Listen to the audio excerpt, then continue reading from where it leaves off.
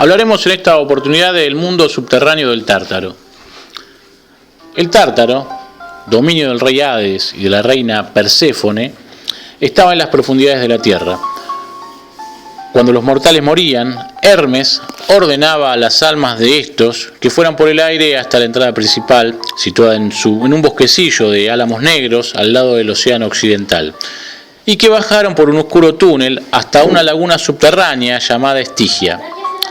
Allí tenían que pagarle a Caronte, el viejo y barbudo barquero, para que llevara a las almas hasta el otro lado. El pago debía hacerse con los óbolos que los familiares colocaban bajo las lenguas de los cadáveres, que más tarde se convertían en espíritus.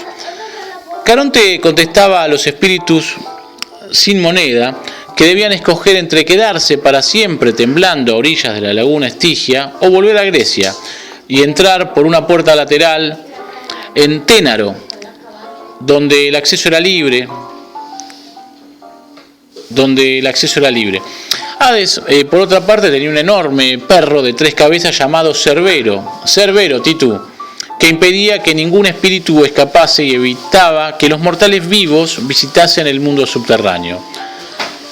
La región más cercana al Tártaro eran los pedregosos campos gamonales, por los que vagaban eternamente las almas errantes, sin otra cosa que hacer más que cazar espíritus de ciervos, si es que esto les apetecía.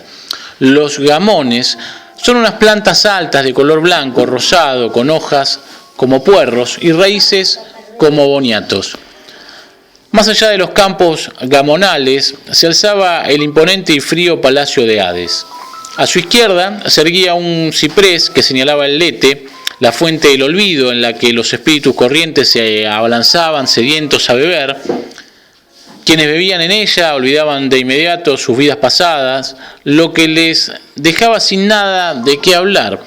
Pero también existía el Mnemósine, la fuente de la memoria, señalada por un álamo blanco.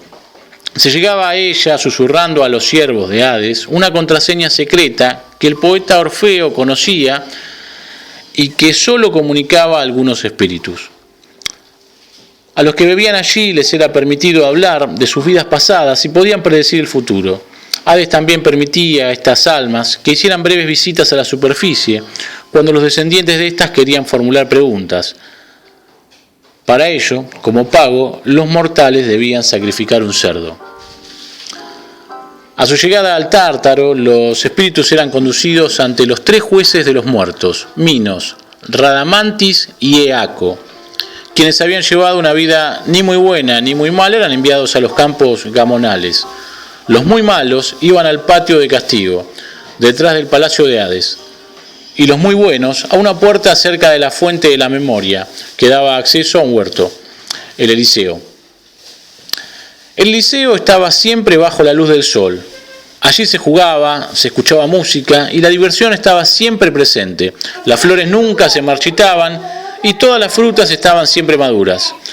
Los afortunados espíritus del Eliseo podían visitar la tierra libremente durante la noche de todos los santos, y el espíritu que quisiera podía esconderse dentro de un haba, confiando en que ésta fuese comida por una chica rica, sana y amable.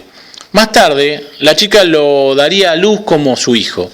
Esto explica el motivo por el que ninguna persona decente comía habas en aquella época. Tenían miedo de tragarse el espíritu de uno de sus padres o tal vez de algún abuelo.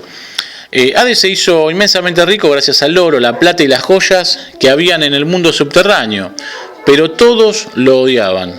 Todos lo odiaban, incluso Perséfone, que se compadecía de los pobres espíritus que estaban a su cargo.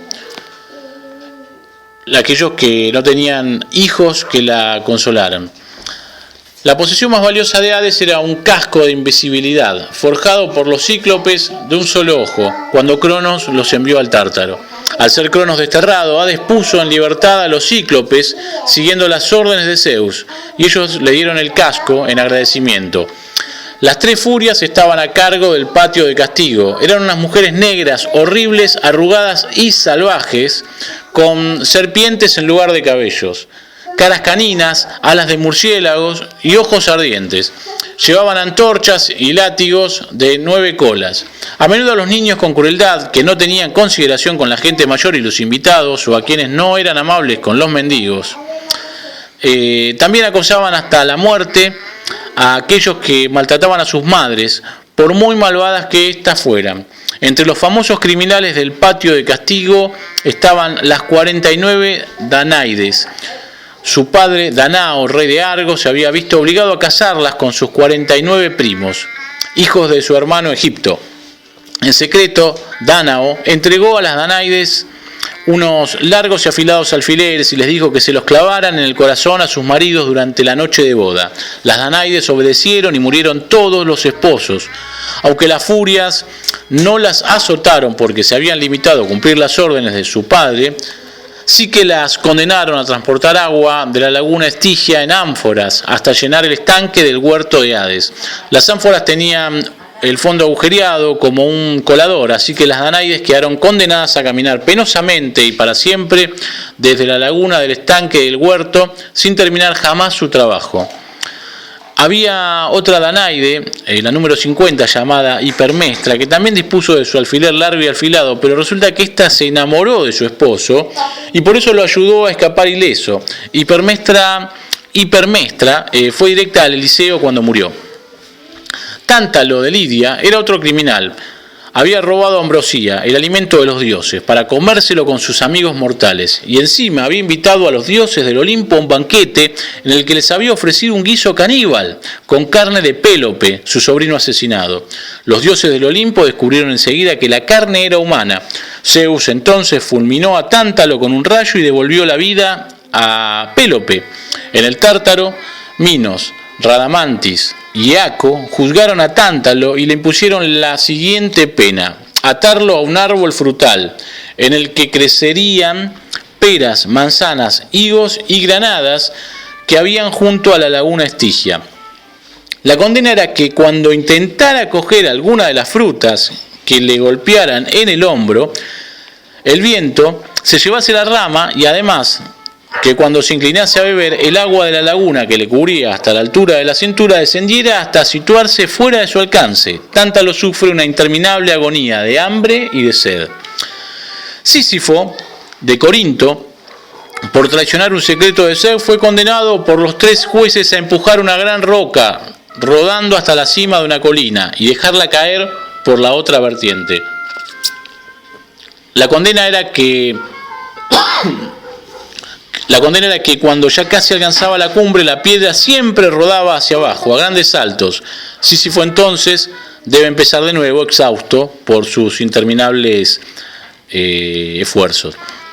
Esto fue entonces el mundo subterráneo del Tártaro, según Robert Graves.